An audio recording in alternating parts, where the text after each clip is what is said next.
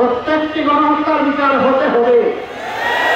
একটা করাপশন কি দুর্নীতিমুক্ত বাংলাদেশ দেখতে চায়, অবশ্যই একটা অর্থবহ নির্বাচনের দিকে যেতে হবে জাতিকে। আল্লাহ তাআলার মেহেরবানি, আল্লাহ তার অসংখ্য সৃষ্টির মধ্য থেকে আমাদেরকে করেছেন সৃষ্টির সেরা আশরাফুল মাখলুকাত।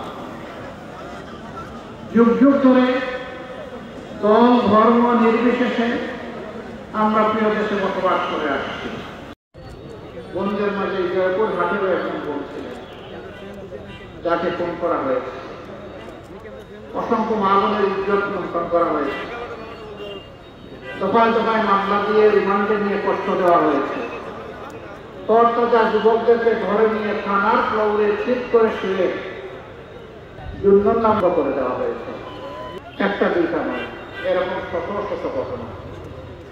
শেষ পর্যন্ত বিগত জুলাই মাসের 1 তারিখ থেকে আগস্ট মাসের 5 তারিখ পর্যন্ত বাংলাদেশকে তারা নরকে পরিণত করেছিল। তারা সুস্পষ্ট গণহত্যা করে।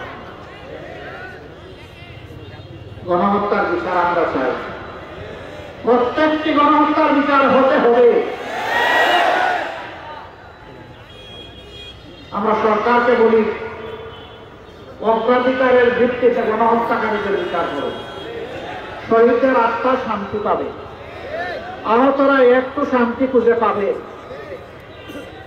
18 কোটি মুসলিম মানুষ খুশি হবে।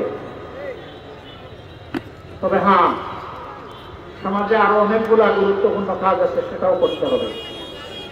আমার ভাই রফিকুল ইসলাম খান বলেছেন এতগুলা তাজা টটকার গম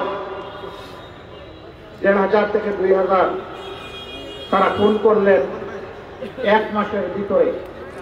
তারা জীবন দেয় নাই যেন তেন ভাবে আমরা কেউ যে ক্ষমতায় বসে যাবো এই জন্য। তারা জীবন দিয়েছে একটা বৈষম্যহীন বাংলাদেশ দেখতে, একটা মানবিক বাংলাদেশ তারা দেখতে চায়, একটা করাপশন কি দুর্নীতিমুক্ত বাংলাদেশ দেখতে চায়, বাংলাদেশে আবার দুঃশাসন ফিরে না আসুক তা তারা দেখতে চায়। তাই যদি করতে হয় তাহলে অবশ্যই একটা অর্থবহ নির্বাচনের দিকে যেতে হবে জাতিকে। আর সেই নির্বাচন করতে হলে অবশ্যই গুরুত্বপূর্ণ কিছু সংস্কার সাধন করতে হবে। এই জন্য জামাতে ইসলামী 5 তারিখেই বলে দিয়েছে এই সরকারকে আমরা যৌক্তিক সময় দিতে চাই প্রয়োজনীয় সংস্কার সাধনের জন্য। তাড়াহুড়া করে আমরা নিজেরাও ক্ষমতায় যেতে চাই না, কেউ তাড়াহুড়া করে ক্ষমতায় যাক সেটাও নয়।